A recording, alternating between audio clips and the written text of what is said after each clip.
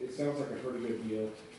He suggested the pneumatic tires for the city, and I did a little more research where I said I also have some other comparable forklifts. I don't, but I got them offline, and they have the same specs. It's really tough to get specs because we usually require 3 other prices to compare by.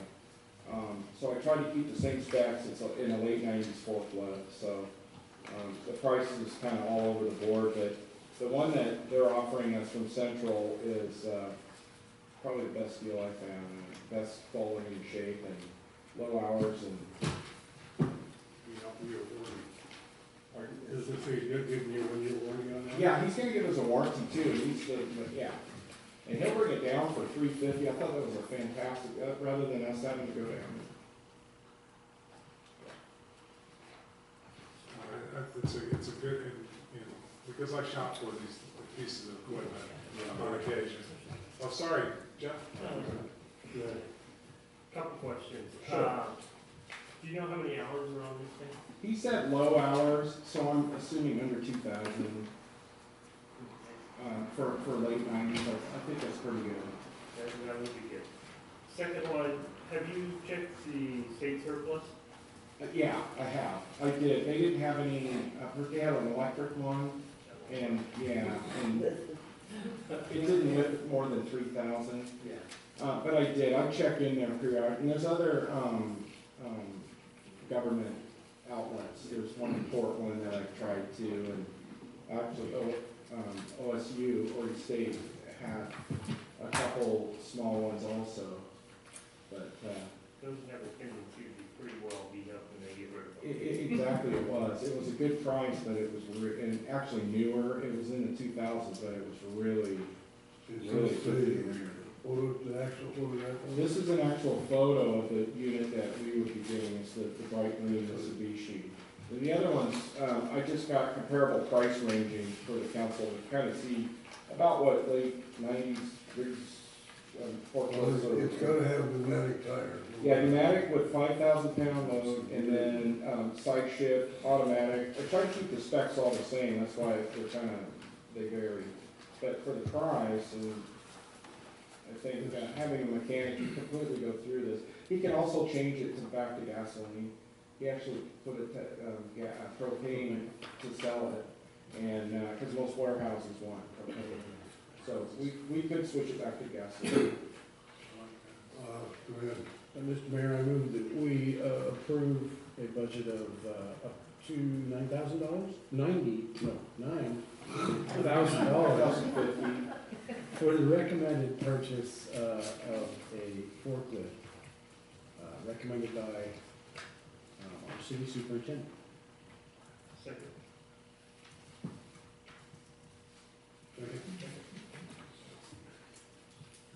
Any discussion? Call please. Gambino, Yes. Mackler, Yes. Bates, Yes. Grant, Aye. Rustenholz, Yes. Fisher Brown, Yes. Wiseman. Yes. Maybe it'll go. Yes, the crew will appreciate it. Name it Forky. I like that, but Yeah, and there's even Christmas.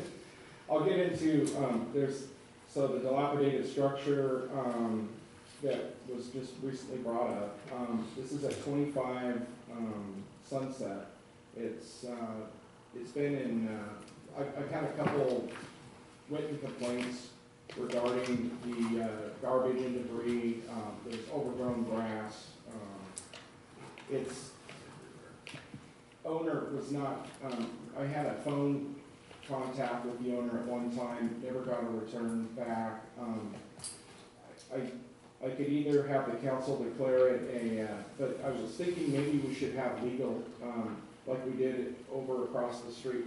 What we do is have our attorney dictate a letter comparable to the ones I've been getting to them, and but have the attorney on the letter that helped expedite the last one. It worked really well, and it's all cleaned up. And the one on Brand Street, it's cleaned up. There's no record problem anymore with Norman and things like that. So my suggestion is we could either declare it a nuisance, which actually, there's kind of a red flag there because we still haven't got our response back from, our attorney about how it's, remember, we were gonna revise that ordinance 29. So, that's kind of an issue. Now, I could work with the, attorney to write a letter, to the property owner and, see if it helps. And I think it will. I'm still gonna try with phone calls, and I've got documented photos and got everything I can do as far as, you know, keeping the city liability in check, so. And for sure get our city attorney involved. Okay, so that's, I probably don't need a motion, but it just counts, unless you think I do need a motion, or probably wouldn't hurt. Usually, in dealing with complaints, once, yeah, The next it day, doesn't let's work make- for the council to authorize, Let's do that. legal fees for this. It's 25 Sunset. Yeah, it's because it's gonna be legal fees with each other, that's right. So is this a house empty? Yeah, it is vacant at this time. It's got, transients in it. Go ahead, Ernie. Yes. Go ahead. Mr. Mayor, I move that we direct, the city superintendent to write a letter on 25 Sunset Yeah. Street, declaring it, well, as he normally writes it.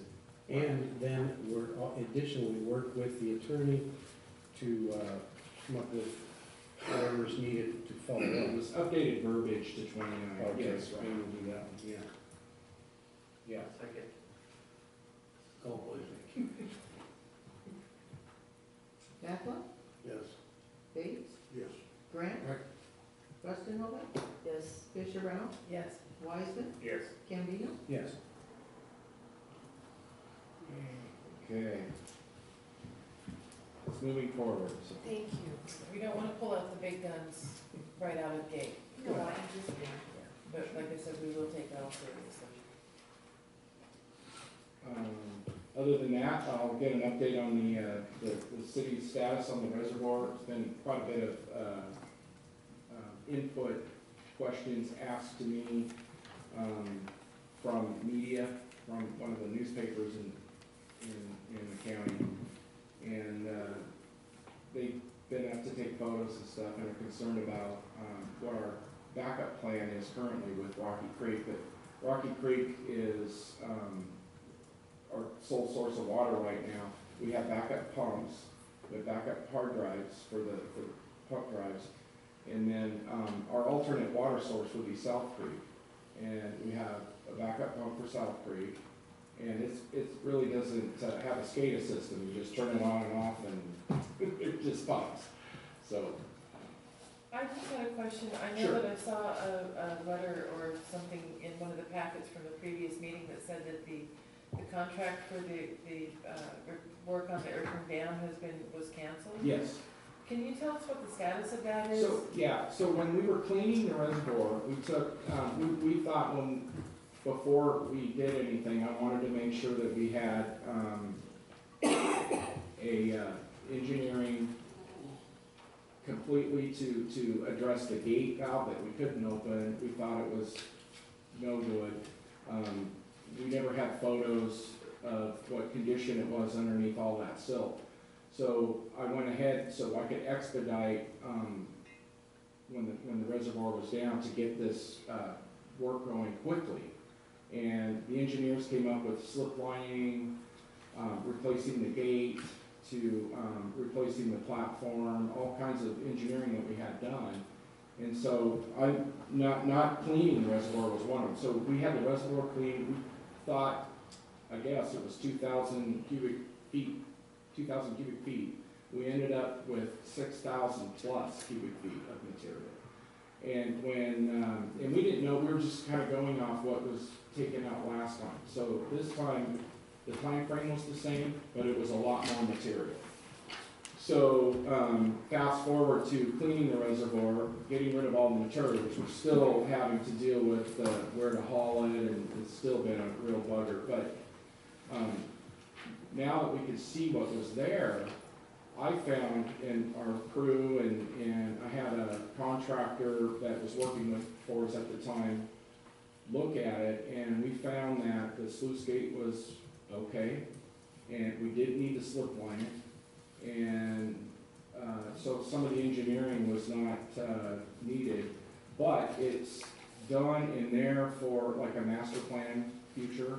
But what we're doing now is we remove the old catwalk, which was dilapidated, and we're just our crew and I've hired a contractor that does steel fabrication just to replace the platform itself.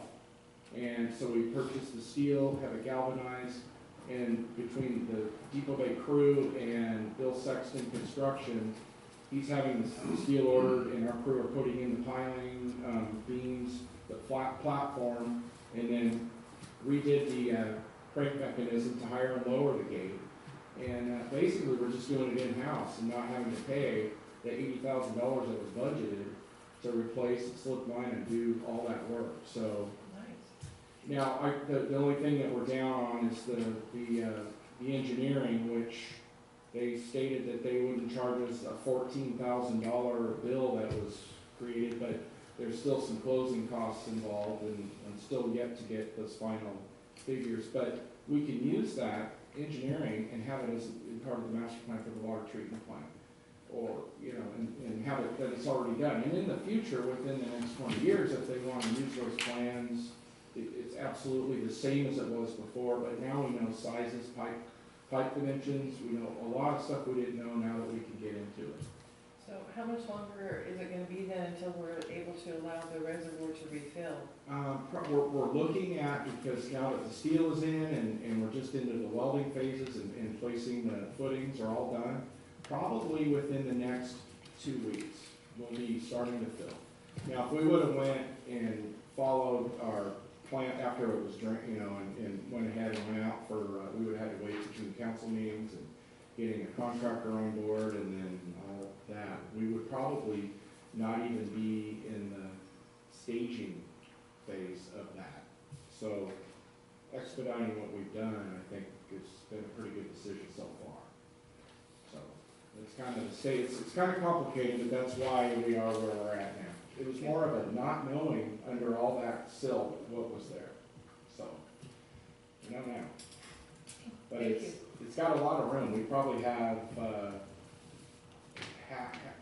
over half of the reservoir was filled with silt. So, it's 3 acre pond, or reservoir. So, a lot of room there. It's about 20 feet deep at the intake and probably 7 to 8 at the check dam area at the other end. So.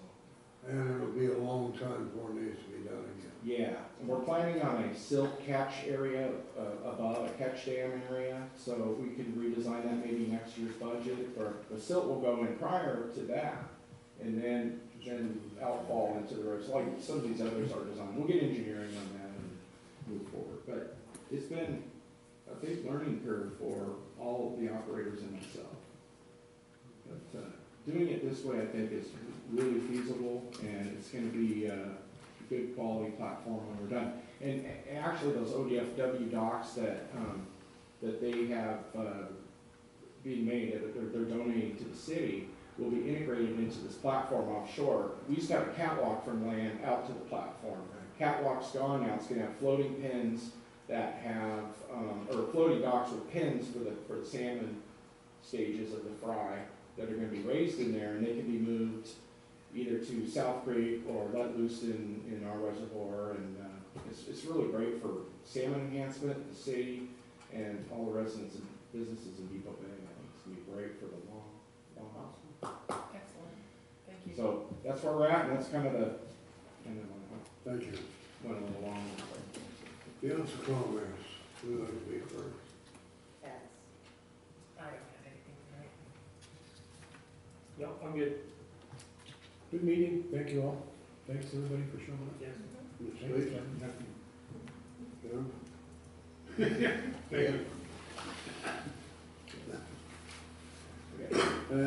Salmon bake went real well, by the way. It was wet. Albeit wet. Yeah, it was a good meeting tonight, and, considering all we had to talk about, we got it done in record time. We're adjourned.